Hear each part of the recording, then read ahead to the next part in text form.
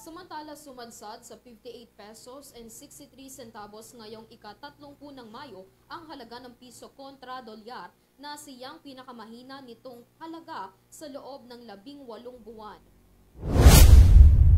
Nitong Huwebes, sumina pa ng 21.5 centavos ang halaga ng piso mula sa huling exchange rate at ngayon ay tinuturing bilang weakest performance ng piso mula sa 3